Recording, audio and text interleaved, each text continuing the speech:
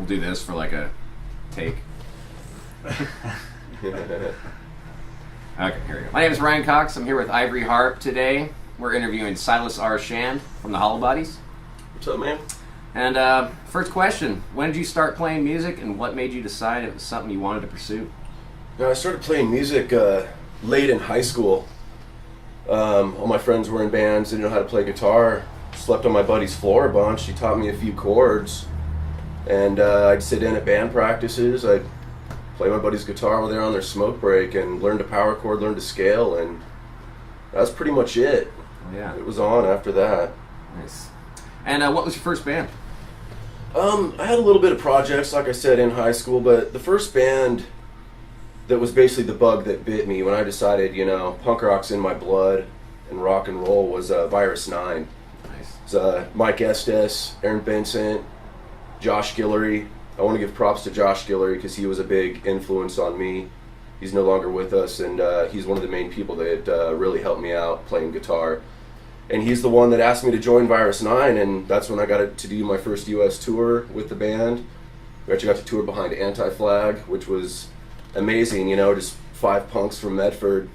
I'd never really been out of the West Coast, and we go opening for Anti-Flag for 500 to 1,000 people a night for about 30 days. And I was done, man. I was like, fuck yeah, this is it for me. I Nice. wanted, not really the fame or fortune, but just the rush and just playing in a band and being able to travel. Yeah. Playing guitar is the only thing that's gotten me out of this valley. So Very cool, man. All right, do you feel that playing with other musicians came naturally to you, or is it something that took a lot of hard work from the beginning? I feel it did come natural. I'm not the best musician in the world, It's just straight, dirty, sleazy rock and roll and punk rock is what's in my blood. And I just felt the drum beat. I felt the bass. I felt the energy. And learning a few power chords, it was all downhill from there. Name some of your favorite or biggest influences. And these don't have to be musicians necessarily. Oreo's a big influence. This is my favorite rat. Oreo the Rat. Yeah. I don't have any big name influences. A lot of it is other bands that aren't big.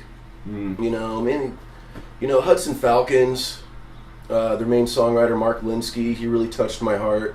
Michael Dean Dameron from Portland, Oregon, great songwriter. He hit me really hard, along with his band. I Can Lick Any Son of a Bitch in the House. Is that a band name? Yep, that's their band name. Nice. I don't think it gets much more rock and roll than Nashville Pussy. Yeah. Or the Super Suckers. I Yeah. got to open up for Eddie Spaghetti once, and that was pretty surreal.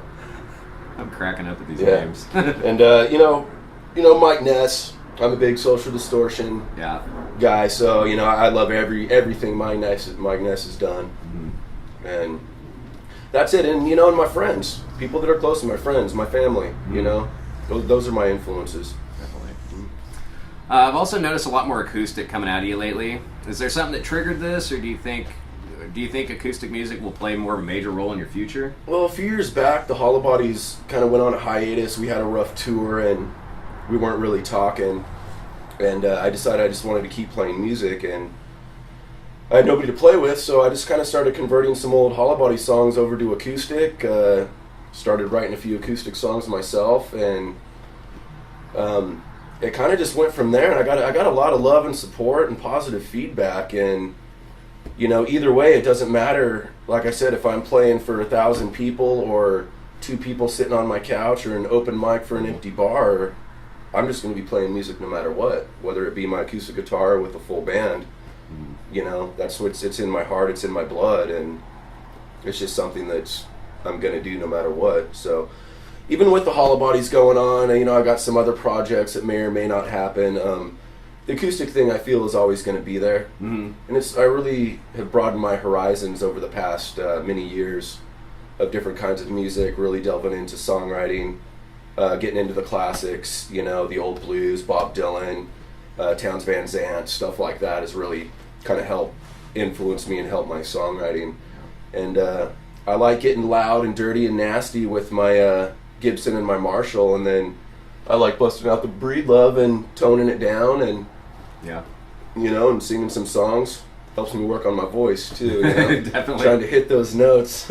Yeah, when it doesn't have all that noise from being a usual rock band, and you're just suddenly stripped down to an acoustic, it definitely makes you focus more on. And yeah, and that's what I've been getting off on. You know, I think it's good, and I'm glad that I still get nervous with an acoustic guitar and a voice. It's all the mistakes are heard, everything is there. So learning to be comfortable, learning to embrace it. Yeah. You know, communicate with the crowd. You know, not just be in your own little bubble up there. It's just really stripped down, raw, organic, and natural, and I think that's helping me out musically all around. So Completely agree. yeah, I'm always gonna do the little solo acoustic side project. Nice. Yeah. So everyone who knows you, we kind of laugh about and poke fun at you about the Facebook thing. I know you're not a big Facebooker, but you know it brings up a good topic here. In your opinion, what do you think social networking has done to musicians or music in general? Well, I think social networking has done great for musicians. You know, with Facebook, you know, there's Reverb Nation and shit. There's just an endless amount of music sites out there, you know, which, you know, back when I was first starting, you know, like back in the Virus 9 days, we were just like, damn, you know, we need a record label. We want a record label. We need a label to help us tour and this and that. And, you know, it was a lot harder to do DIY things back then. It seemed like you almost needed to have a label back then. Yeah, if you wanted to be serious. But and now I think it's great. I think, you know, the social media is a very useful tool. However, I do feel that it's bittersweet. It has given everybody in America a voice, and in my opinion, not necessarily. I really don't like to hear that voice, you know, at all. You know, if you want to think back, you know, think back to when all you people out there that are watching this, when you first started your Facebook account. I know for me, it was reconnecting with old friends, getting my family members out of town, and now I maybe only know a quarter or half of people out of the 1,000, however many friends I have, and I know way too much about people's lives that I really don't care to know. But I feel a lot of people are just attention starved. Yeah. I feel Facebook has given everybody just a chance to just do a completely and totally public diary. That's all your choice. You know, that's cool with you. I just don't choose to broadcast my whole entire life on Facebook. I like to use it as a tool to promote music, maybe say something worthwhile that I think people might laugh at, or maybe share my passion or something I'm feeling strongly about, you know. So that's about all it means to me. Other than that, when I'm scrolling through Facebook, I really don't take a whole lot of it seriously. So everyone be sure to post pictures of your food and your cats for Silas. Exactly. Yeah, I can't wait to see all of that. This ties into it also. I think Facebook and, you know, social networking is it's really shown itself pretty strong in our local community. So, you know, our local scene's really grown a lot since we were kids. Bigger bands are coming through more often. There's more local support from radio stations and businesses. What would you like to see or not see happen in the Valley in the next 10 years? Well, you know, I've been really stoked on Medford right now. You know, I think Ashland is trying to catch up, you know. Windy King and Uzi got Club 66, and I wish them all the best. I can't wait to perform there. And I think Medford's doing good. A lot of new bars are opening up. A lot of people are opening up to having live music. And I'm stoked when I can walk around Medford on a Friday or Saturday night and there's 3 or 4 different live performances going on, and I can just bar hop to each one of them and just have a good time. However, on the other hand, I feel, you know, we still do live in a small valley. And I'd like to break down the barriers of musical genres and what people are into as opposed to what they're not. You know, we're all playing music, we're all doing the same thing, whether it be metal, punk rock, reggae. There's great rock and roll, metal, and reggae bands out there. I can name a bunch of them. Yeah. THC, Fluid, and we're all doing the same thing. And I think everybody has their own scenes and stuff, but what I don't like, sometimes I feel that people are getting a little bit cliquey. And I feel it's too small a valley for that, you know. And I want to make it known that, you know, when the Hollow Bodies start hitting the stage this summer, you know, we are down to play with any genre, any style of music, as long as we all share the same love for that. I will play with a reggae band anytime. I'll play with a metal band. I'll play with a bluegrass band, you know. All that kind of bluegrass stuff's all popular now.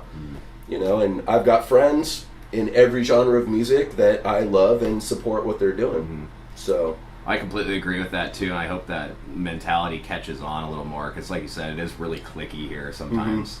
You know, everyone's got their own thing going on, and it doesn't have to be that way. Yeah, I think it's always going to be like that. You know, I mean, I'll admit I've been guilty of it, you know, before, but as I've matured and grown a little bit older, you know, there's no time, you know, there's just no point in wasting your time on those negative shit talking crap like that. It's like, I ain't got time for it, man. You know, we all share a common interest and a love for music, so, you know, if it's not my cup of tea, it's not my cup of tea. I'm not going to go talk shit about it behind this band's back that's working their asses off playing. Yeah. If I don't want to watch it, I won't watch it, you know, but at the same time, best of luck to them, and, you know, keep doing what you're doing. Definitely. 'Cause I know I'm going to. I'm never going to stop. Yeah. I've noticed a lot of that. There's people, you know, if they don't like a certain genre, they say, oh, that band sucks. And it's like, reword it. It doesn't suck, you just don't like it. It's not your thing. Like you said, it's not my cup of tea. That doesn't mean it's bad. It doesn't mean that you hate it. It's just not what you want to listen to every day, you know? Yeah. Well, that's cool. So, last question here. What's next for you? What's next is, took about a year off of the Hollow Bodies. We, the band kind of got poisoned and destroyed, you know, for several reasons that I don't need to go into. So I took about a year of being patient and trying to rebuild the band and kind of just let it happen on its own.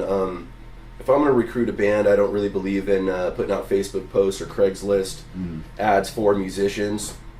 I feel it should be started by friends and face-to-face, straight up. A little more organic. Yeah, so, you know, I've got a great lineup of guys. Jason, Matt, and Chris. Or, no. Who the hell's in my band again? Yeah, I got Jason Brown, I got Kelly Shredder, and I got Matt. Matt and Kelly are in Major Jones, so I'm really stoked to be jamming with them. And we got a good, solid lineup. We're being productive, and this is a brand new lineup of the Hollow Bodies. Nice. It's the same. We're playing the old songs, and we're just going to run with it, and I'm going to see how long this lasts. That's Kelly from Major Jones, right? He's a guitar player? Mm-hmm. Yeah, he's a great player, too. Yeah, I call him Kelly Shredder. Kelly Shredder. Yeah, so we're going to... I'm going to see what's in store for the Hollow Bodies. Like I said, with the way it ended last time, I'm just keeping this positive, and I'm doing it right. You know, just being about music first. No wannabe prima donna rock star bullshit whatsoever. We're all on the same page. We're a tight unit. We all have positive attitudes, and we're all about the rock and roll. So I got us some Portland gigs already this summer that we'll be going up to. We'll be playing a kick-ass car show called the Rose City Roundup. Nice. It's going to be insane. And you know, I'm trying to get the band out of town. You know, just start small, just cruise up and down the West Coast and play when we can. And basically, you know, I'm just going to see what happens. I'm just kind of riding with the tide and kind of keeping this thing going. And I'm stubborn. You know, this will most likely be the last Hollow Bodies lineup. So we'll see what happens. And I kind of like to just float. I just keep playing music. I keep staying positive. I keep, you know, just throwing my heart and soul into it. And who knows, you know, maybe I'll be in another band later on, you know, like I said, there's some projects and some other talk of things I might get involved with. Yeah. It's too soon to say, but it's all musical, you know, so that's one thing I will be posting on Facebook. If all this shit happens, I will let everybody know what I'm up to, but a lot of good plans, and I just plan on staying productive and busy as possible in music as I absolutely can, and keeping it honest and real and from the heart. And rocking and rolling and just having a good time. Hell yeah, man. Well, that about wraps it up. I'm Ryan Cox. This is Silas R Shand with Ivory Harp. Thanks for tuning in.